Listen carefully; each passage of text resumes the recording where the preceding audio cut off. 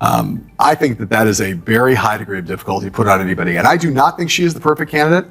I tend to agree with Sarah that probably in a fully litigated primary, she probably would not have been the Democratic nominee, but will never know that. But I will tell you that, there's never been anybody who's had the difficulty of that situation, elevated that late in the campaign. Why?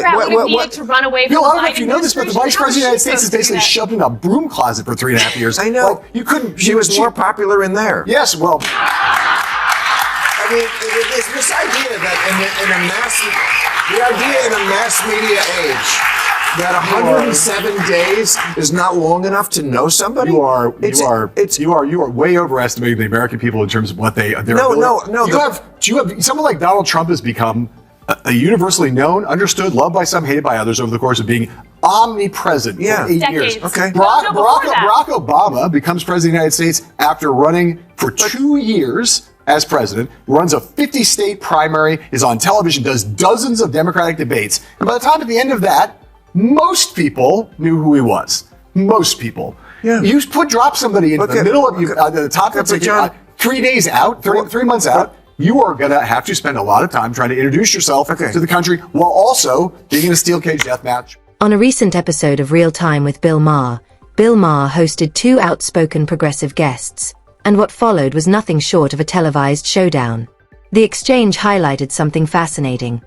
Even Maher, who is no stranger to criticizing conservatives, seemed fed up with some of the more extreme narratives circulating on the left. For years, conservatives who raised concerns about election integrity were labeled conspiracy theorists and dismissed outright. Yet now, some progressive voices are advancing their own sweeping claims of suspicious electoral maneuvering, implying that Donald Trump somehow orchestrated a grand scheme to undermine democracy. The reversal is striking. Maher methodically challenged these claims, pressing his guests on inconsistencies and exaggerations. Rather than letting broad accusations slide, he demanded clarity. As the discussion unfolded, their arguments began to unravel under scrutiny. It became less about partisan loyalty and more about confronting shaky logic head-on. If you appreciate debates where rhetoric meets resistance, this moment stood out. I don't know if you ever watched this show, but I had Michael Douglas on this week. Yeah. At the top,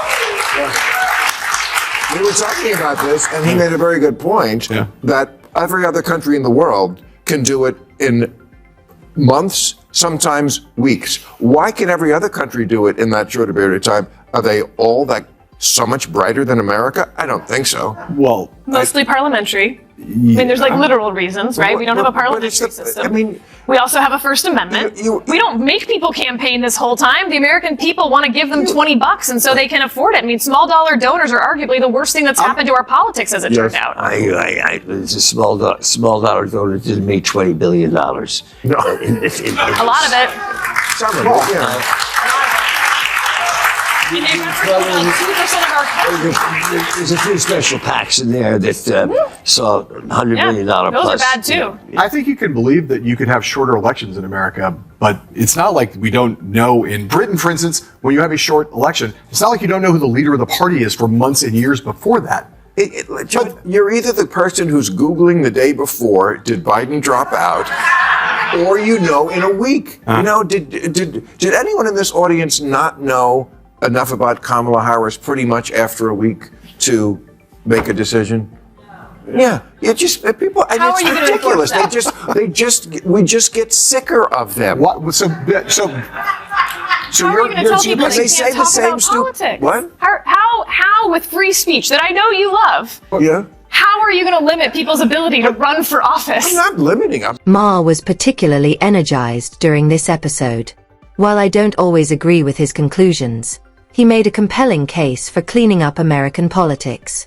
His proposal was simple in theory: eliminate the influence of lobbyists, prohibit third-party money from flooding campaigns, and ensure elected officials rely solely on their government salaries.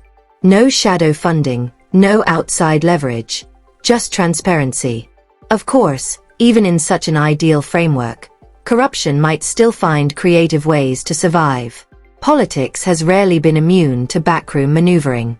But the larger point resonated: reducing financial incentives could at least narrow the pathways for abuse. What truly defined the episode, however, was how Maher handled his guests. Their arguments veered into sweeping generalizations and speculative territory. With his characteristic blend of sarcasm and precision, Maher dissected their reasoning piece by piece.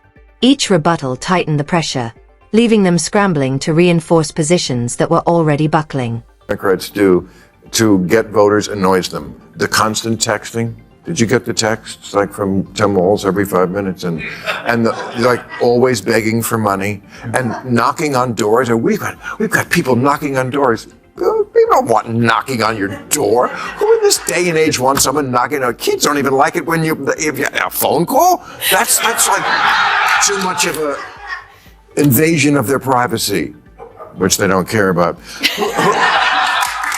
Who might emerge as the strongest Democratic opposition leader in the next Trump era? Oh, well, that's a good question. I mean, like Adam Schiff, he won right big. And He went, but I like Westmore. Westmore's fantastic. He's in Maryland. Yep. But who's going to be the one? Gavin Newsom, we have here in this state. He's already like called the legislature to. Trump hasn't done anything yet, but I understand the.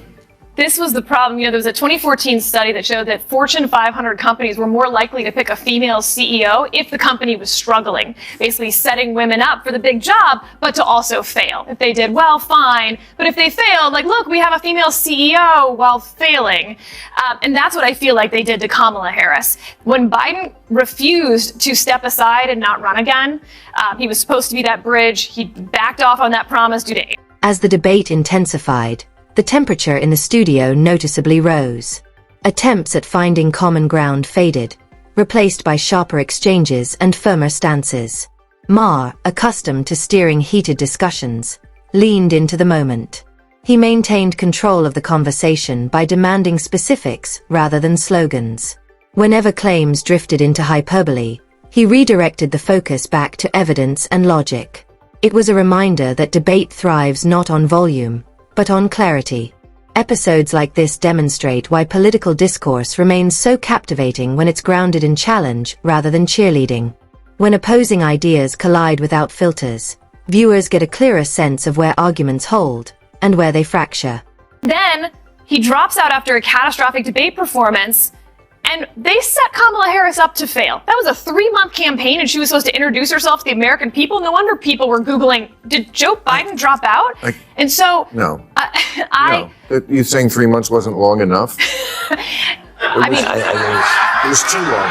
It was long enough. It was long enough. If they had a primary... It's not that they didn't have time to introduce. They met someone and didn't like them. If they had a primary, they wouldn't have picked her. And if they had, she would have been able to rough out those edges that then she basically has to start from scratch with a campaign team she didn't hire that didn't like her, right? It was his team. Part of the broader discussion touched on the Democratic Party's trajectory, particularly the rise of Kamala Harris.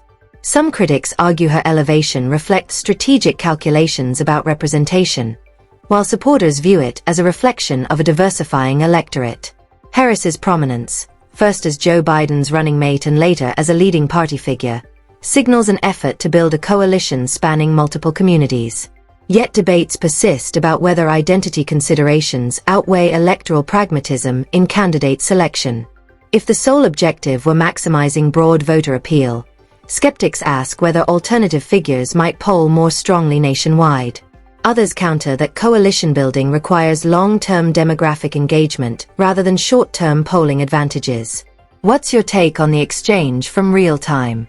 Was Maher justified in challenging his guests so forcefully? And more importantly, can meaningful reform realistically occur within the current political framework? Let's continue the discussion.